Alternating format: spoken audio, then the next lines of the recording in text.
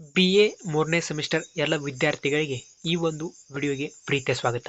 ಇವತ್ತಿನ ಒಂದು ಕ್ಲಾಸ್ನಲ್ಲಿ ನಾವು ಕನ್ನಡ ವಿಷಯದ ಅಧ್ಯಾಯ 3 ವಂದೇ ಮಾತರಂ ಸಲೀಂ ಶಂಕರ್ ಬೈಚ್ಬಾಳ್ ಅವರು ಬರೆದಿರ್ತಕ್ಕಂತಹ ಈ ಅಧ್ಯಾಯದ ಭಾಗ ಒಂದು ವಿಡಿಯೋ ಅಂತ ಹೇಳ್ತೀನಿ. ಹಾಗಾದ್ರೆ ಇವತ್ತಿನ ಕ್ಲಾಸ್ನಲ್ಲಿ ನಾವು ಈ ಅಧ್ಯಾಯದ ಕವಿ ಪರಿಚಯ, ಪ್ರಬಂಧ ಮಾದರಿಯ ಪ್ರಶ್ನೋತ್ತರಗಳನ್ನ ಸ್ವಾರಸ್ಯಪೂರ್ಣವಾಗಿ ಸಂಪೂರ್ಣವಾಗಿ ಡಿಸ್ಕಷನ್ ಮಾಡೋಣ ಹೇಳ್ತಾ ಇವತ್ತಿನ ಕ್ಲಾಸ್ನ ಸ್ಟಾರ್ಟ್ ಮಾಡೋಣ ಬನ್ನಿ. ಈಗಾಗಲೇ ಹಿಂದಿನ ಕ್ಲಾಸ್ನಲ್ಲಿ ಎರಡೂ ಅಧ್ಯಾಯಗಳ ಸ್ವಾರಸ್ಯವಾದಂತಹ ಇದೇ ರೀತಿಯಾದಂತಹ ಕ್ಲಾಸ್ಗಳನ್ನ ತಪ್ಪದೇ ಮಾಡಿದ್ದೀನಿ. ಅವು ವಿಡಿಯೋಗಳನ್ನ ನೀವು ನೋಡಲು ಸಾಧ್ಯವಾಗಿರಬೇಕು ಅಂತ ಹೇಳ್ತಾ ಇವತ್ತಿನ ಕ್ಲಾಸ್ನ ಸ್ಟಾರ್ಟ್ ಮಾಡೋಣ ಬನ್ನಿ. ಮೊದಲಿಗೆ ಕೃತಿಕರ್ತೆಯ ಪರಿಚಯವನ್ನು ನೋಡೋದಾದ್ರೆ, ವಿಜಯಪುರ ಜಿಲ್ಲೆಯ ಮುಸ್ಬಿನಾಳದಲ್ಲಿ 1966ರ ಜುಲೈ 22ರಂದು ಜನಿಸಿದ ಶಂಕರ್ ಬೈಚ್ಬಾಳ್ ಅವರು ಕನ್ನಡ ಸಾಹಿತ್ಯ ಲೋಕದ ಪ್ರಮುಖ ಹೆಸರು. ಗಂಗಮ್ಮ ಮತ್ತು ಮಲ್ಲಪ್ಪ ದಂಪತಿಯ ಪುತ್ರರಾದ ಇವರು ಸೂಕ್ಷ್ಮ ಸಂವೇದನೆಯ ಕಥೆಗಾರ, ಕಾದಂಬರಿಕಾರ, ಕವಿ ಮತ್ತು ಚಿಂತಕರಾಗಿದ್ದಾರೆ. ಇವರಿಗೆ ಸಾಹಿತ್ಯ ಸಂಘಟನೆ, ಚಿತ್ರಕಲೆ ಮತ್ತು ನಟನೆಗಳಲ್ಲಿ ಆಸಕ್ತಿ ಇದೆ. ವೃತ್ತಿಯಲ್ಲಿ ಇವರು ಪಶು ಸಂಗೋಪನಾ ಇಲಾಖೆಯಲ್ಲಿ ಜಾನುವಾರು ಅಧಿಕಾರಿಯಾಗಿ ಸೇವೆ ಸಲ್ಲಿಸುತ್ತಿದ್ದಾರೆ. ಬೈಚ್ಬಾಳ್ ಅವರು ವೈಚಾರಿಕ ಚಿಂತನೆ, ಗ್ರಾಮೀಣ ಬದುಕು ಮತ್ತು ಜಾನಪದ ಕಲೆಗಳಾದ ಒಗಟು, ಕುಣಿತಗಳ ಬಗ್ಗೆ ಆಳವಾದ ಅಧ್ಯಯನ ನಡೆಸಿದ್ದಾರೆ. ಡೋನಿ ತೀರದ ಜಾನಪದ ರಶ್ಮಿಗಳು ಮತ್ತು ಜೀವನ ಅವರ ಮುಖ್ಯ ಕೃತಿಗಳು. ಇನ್ನು ಇವರ ಕೃತಿಗಳನ್ನು ನೋಡೋದಾದರೆ, ಇವರ ಪ್ರಮುಖ ಕೃತಿಗಳೆಂದರೆ ಮುಸುಬಿನಾಳ ಒಂದು ಸಾಂಸ್ಕೃತಿಕ ಅಧ್ಯಯನ, ಜಾನಪದ ಚಿಂತನ, ಹಲಸಂಗಿ ಭಾಗದ ಲಾವಣಿಕಾರರು, ನಿರ್ನೇರ, ಸೈತಾನ್, ಅದೇನ ಕಾಗದದಂತ, ಮುಜಾಹಿದ್ದೀನ್, ಸಿಂಹಾಸನ, ಮಾಮಲೆದಾರ, ಪಡಗಾನೂರು ಶಂಕರಗೌಡ್ರು, ತರ್ದೇವಾಡಿ ಜಾನಪದ, ರಾಜರುಗಳು, ಕೃಷಿ ಪಂಡಿತ, BS ಪಾಟೀಲ್, ಭಾರತ ಸಿಂಹಾಸನ ರಶ್ಮಿ, ಡಾಕ್ಟರ್ ತೋಂಟದ ಸಿದ್ಧಲಿಂಗ ಶ್ರೀಗಳು, ದಾಸೋಹಿ ಶಬ್ದಾತೀತರೊಂದಿಗಿನ ಶಬ್ದಗಳು ಮತ್ತು ಸ್ವಾತಂತ್ರ್ಯ ಹೋರಾಟದಲ್ಲಿ ಮುಸುಬಿನಾಳ್. ಇದರಲ್ಲಿ ಸ್ವಾತಂತ್ರ್ಯ ಹೋರಾಟದಲ್ಲಿ ಮುಸುಬಿನಾಳ್ ಕೃತಿಯನ್ನು ಕುವೆಂಪು ಭಾಷಾಭಾರತಿ ಪ್ರಾಧಿಕಾರವು ಇತರ ಭಾಷೆಗೆ ಅನುವಾದಿಸಿದೆ. ರೂಪಿಲ್ಲದವರ ರೂಪಿಸಿ, ನಿಸರ್ಗದ ಮತ್ತು ಕೆಂಪು ಹುಡುಗಿ, ಕಪ್ಪು ಕಾಲ್ಮರಿ ಇವು ಪ್ರಮುಖ ಕಥಾ ಸಂಕಲನಗಳು.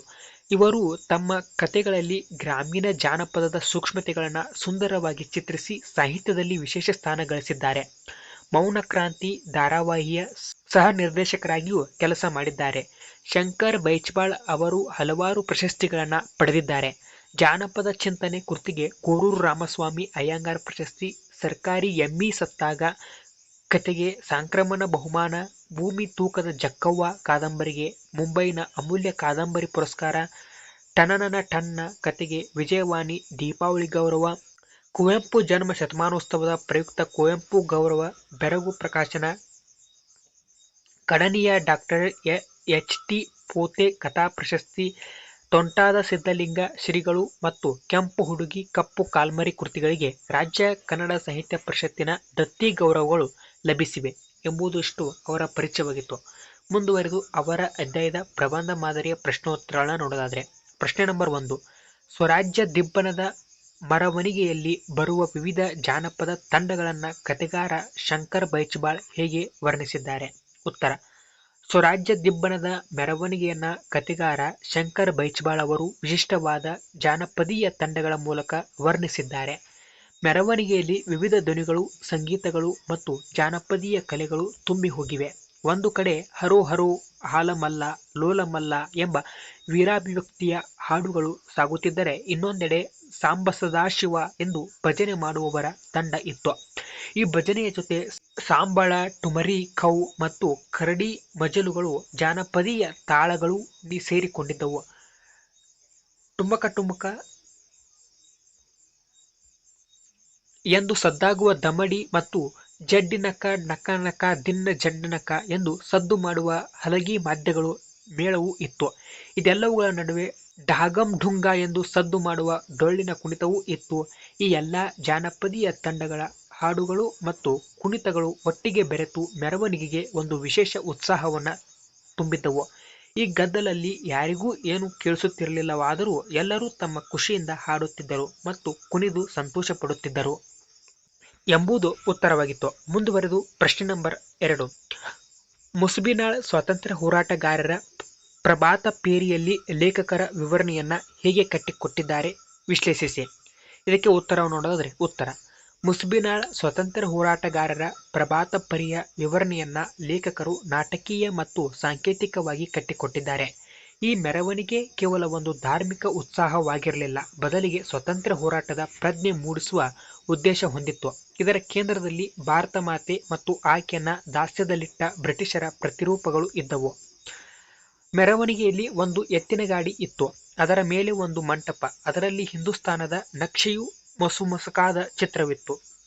ಅದರ ಒಂದು ಬದಿಯಲ್ಲಿ ತಲೆಗೂದಲು ಬಿಚ್ಚಿದ ಖಾದಿ ಸೀರೆಯುಟ್ಟ ಕೈ ಕಾಲುಗಳಿಗೆ ಸರಪಳಿ ಕಟ್ಟಿದ ಹೆಣ್ಣು ಮಗಳು, ಅಂದರೆ ಭಾರತ ಮಾತೆಯ ಪ್ರತಿರೂಪವಿತ್ತು.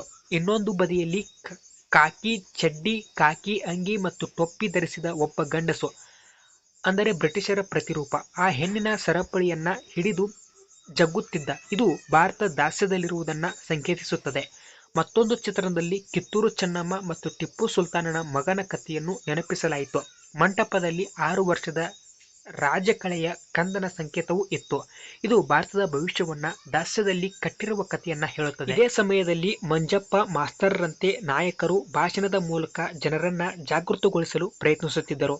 ವಿದೇಶಿ ವಸ್ತುಗಳನ್ನು ಮತ್ತು ದುಶ್ಚಟಗಳಾದ ತಂಬಾಕು ಬೀಡಿಗಳನ್ನ ತ್ಯಜಿಸುವಂತೆ ಕರೆ ನೀಡಿದರು. ಇದು ಕೇವಲ ಉತ್ಸಾಹವಾಗಿರಲಿಲ್ಲ, ಬದಲಿಗೆ ಭಾರತವನ್ನ ದಾಸ್ಯದಿಂದ ಮುಕ್ತಗೊಳಿಸಲು ಒಂದು ಸಾಮಾಜಿಕ ಮತ್ತು ರಾಜಕೀಯ ಜಾಗೃತಿಯ ಕರೆಯಾಗಿತ್ತು. ಈ ವಿವರಣೆಯ ಮೂಲಕ ಲೇಖಕರು ಒಂದು ದೇಶದ ದುಸ್ಥಿತಿಯನ್ನ ಮತ್ತು ಅದನ್ನ ಬದಲಾಯಿಸಲು ಬೇಕಾದ ಹೋರಾಟಗಳ ಅಗತ್ಯವನ್ನ ಸಂಕೇತಗಳ ಮೂಲಕ ಮನಮುಟ್ಟುವಂತೆ ಕಟ್ಟಿಕೊಟ್ಟಿದ್ದಾರೆ ಎಂಬುದು ಉತ್ತರವಾಗಿತ್ತು. ಮುಂದುವರೆದು ಪ್ರಶ್ನೆ ನಂಬರ್ 3. ಮೂಗನಾದ ಸಲೀಂ ವಂದೇ ಮಾತರಂ ಗೀತೆ ನುಡಿದ ಮಹತ್ವ ವಿಸ್ತರಿಸಿ ಬರೆಯಿರಿ. ಉತ್ತರ: ಮೂಗನಾದ ಸಲೀಂ ವಂದೇ ಮಾತರಂ ಗೀತೆ ನುಡಿದ ಘಟನೆ ಕೇವಲ ಒಂದು ವಾಕ್ಯವಲ್ಲ, ಅದೊಂದು ಆಳವಾದ, ಅರ್ಥಪೂರ್ಣ ಮತ್ತು ಪ್ರಬಲ ಸಂದೇಶವನ್ನು ಸಾರುವ ಕ್ರಿಯೆ. ಈ ಘಟನೆಯು ಈ ಕಥೆಯ ಅತ್ಯಂತ ಮಹತ್ವದ ಭಾಗಗಳಲ್ಲಿ ಒಂದು. ಮೆರವಣಿಗೆಯ ಸಮಯದಲ್ಲಿ ಒಬ್ಬ ಯುವಕನ ಬಾಯಿಯಿಂದ ಹರಿದ ಎಣ್ಣೆ ಆಕಸ್ಮಿಕವಾಗಿ ಬೆಂಕಿಗೆ ಬಿದ್ದು ಸುಡತೊಡಗಿದಾಗ ಎಲ್ಲರೂ ಸಂತೋಷದಿಂದ ಚಪ್ಪಾಳೆ ತಟ್ಟಿ ಕುಣಿದು ಸಂಭ್ರಮಿಸಿದರು. ಆದರೆ ಸಲೀಂ ತನ್ನ ಅಂಗವಿಕಲತೆಯಿಂದಾಗಿ ಸಾರ್ವಜನಿಕವಾಗಿ ತನ್ನ ಭಾವನೆಗಳನ್ನು ವ್ಯಕ್ತಪಡಿಸಲು ಸಾಧ್ಯವಾಗದವನು. ಅಷ್ಟೇ ಅಲ್ಲದೆ ಅವನು ಈ ಸಮಾಜದಲ್ಲಿ ಒಂದು ರೀತಿಯಲ್ಲಿ ನಿರ್ಲಕ್ಷಿತ ವ್ಯಕ್ತಿಯೂ ಆಗಿರಬಹುದು. ಆದರೆ ಸ್ವಾತಂತ್ರ್ಯ ಮತ್ತು ದೇಶಪ್ರೇಮದ ಭಾವನೆ ಅವನ ಮನಸ್ಸಿನಲ್ಲಿಯೂ ತುಂಬಿ ತುಳುಕುತ್ತಿತ್ತು. ಯಾವಾಗ ಜನರು ಬ್ರಿಟಿಷರ ವಸ್ತುಗಳು ಸುಟ್ಟು ಹಾಕಿದ್ದನ್ನ ಕಂಡು ಸಂಭ್ರಮಿಸುತ್ತಿದ್ದರೋ ಸಲೀಂ ತನ್ನ ಕೈಗಳಿಂದ ಚಪ್ಪಾಳೆ ತಟ್ಟಲಿಲ್ಲ, ಕುಣಿಯಲೂ ಇಲ್ಲ. ಆದರೆ ಅವನು ದೇಹದೊಳಗಿದ್ದ ದೇಶಭಕ್ತಿಯು ಭಾವನೆ ಮಾತಿನ ಮೂಲಕ ಹೊರಹೊಮ್ಮಲು ಪ್ರಯತ್ನಿಸಿತು. ಆ ಸಂದರ್ಭದಲ್ಲಿ ಆತನ ತುಟಿಗಳು ಕುಣಿದವು, ನಾಲಿಗೆ ಕಂಪಿಸಿತು ಮತ್ತು ಇಡೀ ಜೀವನದಲ್ಲಿ ಮೂಗನಾಗಿದ್ದವನ ಬಾಯಿಯಿಂದ ವಂದೇ ಮಾತರಂ ಎಂಬ ಘೋಷಣೆ ಹೊರಬಂದಿತು. ಈ ಘಟನೆಯು ಸ್ವಾತಂತ್ರ್ಯದ ಆಶಯ ಕೇವಲ ಮಾತನಾಡುವವರ ಅಥವಾ ಹೋರಾಡುವವರ ಸ್ವತ್ತಲ್ಲ, ಬದಲಾಗಿ ಅದು ಪ್ರತಿಯೊಬ್ಬ ಭಾರತೀಯನ ಹೃದಯದಲ್ಲಿಯೂ ಹರಳುಗಟ್ಟಿದ ಭಾವನೆ ಎಂಬುದನ್ನು ತೋರಿಸುತ್ತದೆ. ಸಲೀಮನ ಈ ಕ್ರಿಯೆ ಧರ್ಮ, ಜಾತಿ, ಭಾಷೆ ಮತ್ತು ಅಂಗವೈಕಲ್ಯಗಳನ್ನು ಮೀರಿ ದೇಶಭಕ್ತಿಯೇ ಸರ್ವೋತ್ತಮ ಎಂಬುದನ್ನು ಸಾಂಕೇತಿಕವಾಗಿ ತೋರಿಸುತ್ತದೆ. ಆತನಿಂದ ಹೊರಬಂದ ವಂದೇ ಮಾತರಂ ಕೇವಲ ಒಂದು ಘೋಷಣೆಯಾಗಿರದೆ ಇಡೀ ದೇಶದ ಅಂತರಾಳದಿಂದ ಹೊರಹೊಮ್ಮಿದ ಸ್ವಾತಂತ್ರ್ಯದ ಕೂಗು ಮತ್ತು ಹೊಸ ಭರವಸೆಯ ಸಂಕೇತವಾಗಿದೆ ಎಂಬುದು ಉತ್ತರವಾಗಿತ್ತು. ಮುಂದುವರೆದು ಪ್ರಶ್ನೆ ನಂಬರ್ 4. ವಂದೇ ಮಾತರಂ ಸಲೀಂ ಕಥೆಯ ಸ್ವಾರಸ್ಯವನ್ನು ನಿರೂಪಿಸಿ. ಇದಕ್ಕೆ ಉತ್ತರವನ್ನು ನೋಡೋದಾದ್ರೆ ಉತ್ತರ: ಶಂಕರ್ ಬೈಚಾಳರ ವಂದೇ ಮಾತರಂ ಸಲೀಂ ಕಥೆ ಸ್ವಾತಂತ್ರ್ಯ ಹೋರಾಟದ ಒಂದು ಸಣ್ಣ ಹಳ್ಳಿಯ ಪ್ರತಿಬಿಂಬವನ್ನು ಅತ್ಯಂತ ಪರಿಣಾಮಕಾರಿಯಾಗಿ ಚಿತ್ರಿಸುತ್ತದೆ. ವಂದೇ ಮಾತರಂ ಘೋಷಣೆಗಳು ಮತ್ತು ಸಾಂಪ್ರದಾಯಿಕ ಕಲೆಗಳಾದ ಡೊಳ್ಳು, ಭಜನೆ, ಹಲಗಿ ಮೇಳಗಳ ಮೂಲಕ ಸ್ವಾತಂತ್ರ್ಯ ಸಂಗ್ರಾಮದ ಉತ್ಸಾಹ ಮತ್ತು ಜನಜಾಗೃತಿಯನ್ನ ಕಥೆಯ ಸಮರ್ಥವಾಗಿ ಕಟ್ಟಿಕೊಟ್ಟಿದೆ. ಈ ಕಥೆಯಲ್ಲಿ ಬರುವ ಪ್ರತಿಯೊಂದು ಪಾತ್ರವೂ ಕೂಡ ತನ್ನದೇ ಆದ ಮಹತ್ವವನ್ನು ಹೊಂದಿದೆ ಮತ್ತು ದೇಶ ಪ್ರೇಮದ ವಿವಿಧ ಆಯಾಮಗಳನ್ನು ಪ್ರತಿನಿಧಿಸುತ್ತದೆ.